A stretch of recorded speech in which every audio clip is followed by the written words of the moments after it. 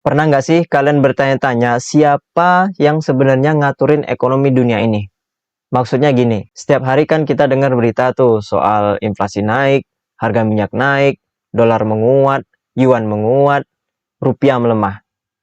Tapi sebenarnya siapa sih yang duduk di kursi kemudi ekonomi global ini? Apa mungkin Amerika? Atau Cina? Atau mungkin bisa aja kan segelintir orang-orang kaya yang mengatur dunia ini. Nah, di video kali ini kita akan bedah tuntas siapa aja pemain-pemain besar yang mengendalikan ekonomi dunia. And percaya deh, jawabannya di luar perkiraan kita semua. Tonton sampai habis ya, karena di akhir video kalian bakal punya perspektif yang berbeda tentang gimana dunia ini sebenarnya berjalan.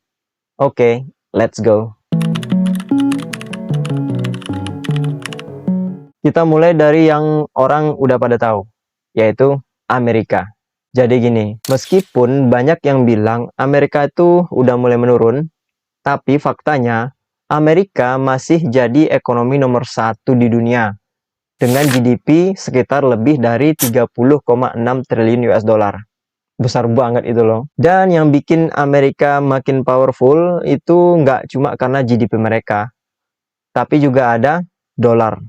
Dolar Amerika ini masih jadi mata uang cadangan dunia nomor satu dengan menguasai hampir 58% cadangan devisa dunia atau senilai 6,6 triliun US dollar. Artinya, mayoritas negara di dunia masih cukup ngandelin dolar sebagai instrumen keuangan paling terpercaya. Ya, walaupun beberapa negara udah coba melemahkan dolar sih, tapi ya dolar memang sekuat itu guys. And jangan lupa, ada yang namanya Federal Reserve, biasa dikenal dengan The Fed, bank sentralnya Amerika.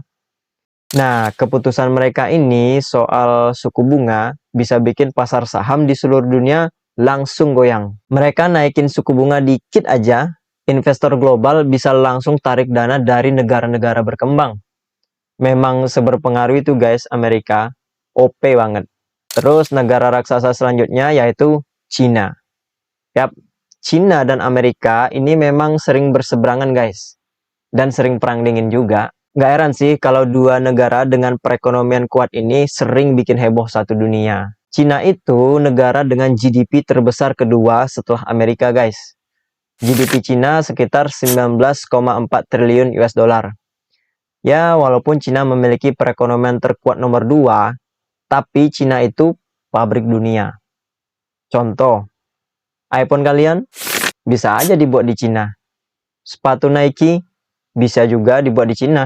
Mereka ini punya manufaktur terbesar di dunia dan jadi eksportir nomor satu global yang nggak kalah mantep. Di Cina tuh sekarang lagi gencar banget promosiin yuan sebagai alternatif dolar. Lewat proyek yang namanya Belt and Road Initiative atau BRA. Mereka udah investasi triliunan dolar di lebih dari 150 negara mulai dari Asia, Afrika, sampai Eropa. Ini tuh basically strategi ekonomi yang pelan-pelan geser dominasi barat. Terus negara dengan perekonomian kuat lainnya ada Jerman dengan GDP lebih dari 5 triliun US dollar.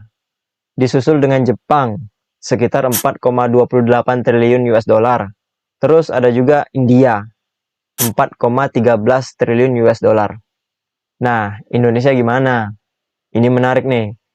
GDP Indonesia cuma sekitar 1,44 triliun US dollar di tahun 2025. Bayangin guys, bayangin. Indonesia GDP-nya cuma 1,44 triliun. Bandingin sama negara tetangga kita Jepang yang udah 4,28 triliun US dollar. Jauh banget kan? Apalagi kalau sama Amerika coba. Kayak langit sama tanah tuh. Jauh banget.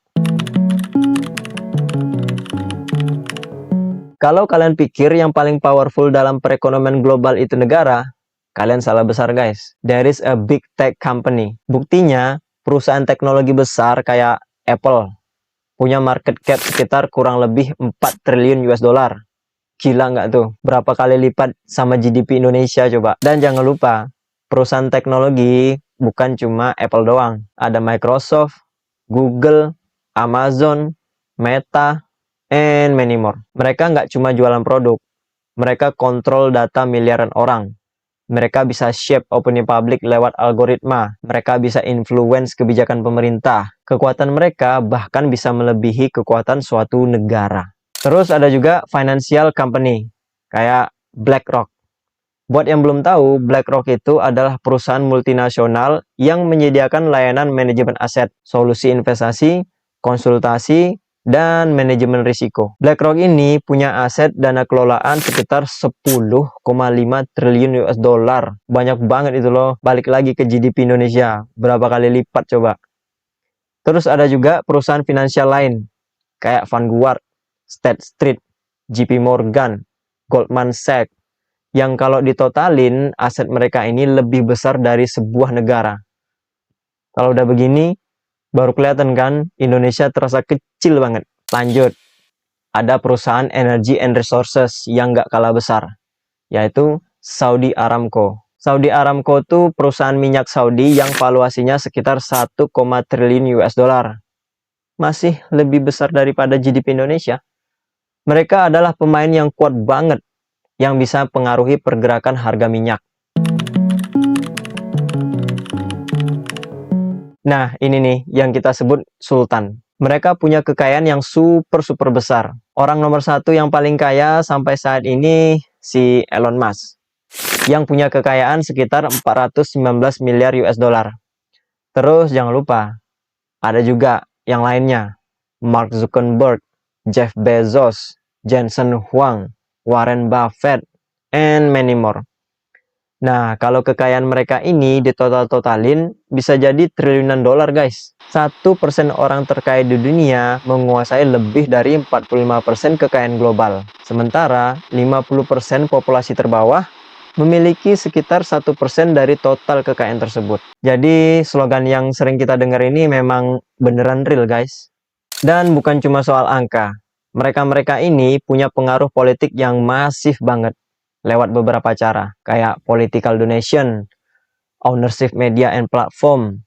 Contohnya, waktu Elon Musk beli Twitter seharga 44 miliar US dollar, and instantly dia punya kontrol atas platform tersebut dan bisa influence opini publik bahkan sampai pemilu. Gede banget kan impact-nya? Gimana coba dengan sultan-sultan yang lain? Impact-nya pasti nggak kalah besar tuh. Jadi, siapa sebenarnya yang nguasain ekonomi global ini? Jawaban simpelnya, semuanya. Dan nggak ada yang berada di puncak sendirian. Ekonomi dunia itu kayak jaring-jaring kompleks, di mana semua pemain ini interconnected satu sama lain dan punya perannya masing-masing. Ya, walaupun negara kayak Amerika yang merasa paling kuat dan sering bikin kontroversi, pasti akan ada negara-negara lain yang melawan, meredam kekuatannya. Walaupun ada Apple, perusahaan kuat yang memiliki dampak ekonomi besar, pasti akan selalu ada pesaing yang mencoba mengalahkannya. Buat kita, regular people, kita bisa terus stay informed, pahami gimana sistem ekonomi global bekerja, support perusahaan lokal, dan untuk kedepannya bakal ada beberapa tren sih, kayak persaingan Amerika-China yang bakal makin intens. Terus ada teknologi AI yang bakal disrupt pasar kerja. Ada juga climate change, bakal memaksa ekonomi global untuk pindah ke green energy. Dan jangan lupa, yang nggak kalah berpengaruh, cryptocurrency dan digital currencies akan menguncang sistem keuangan tradisional. Semoga video kali ini bermanfaat. Jangan lupa like, subscribe, and aktifkan lonceng notifikasinya. Sampai jumpa.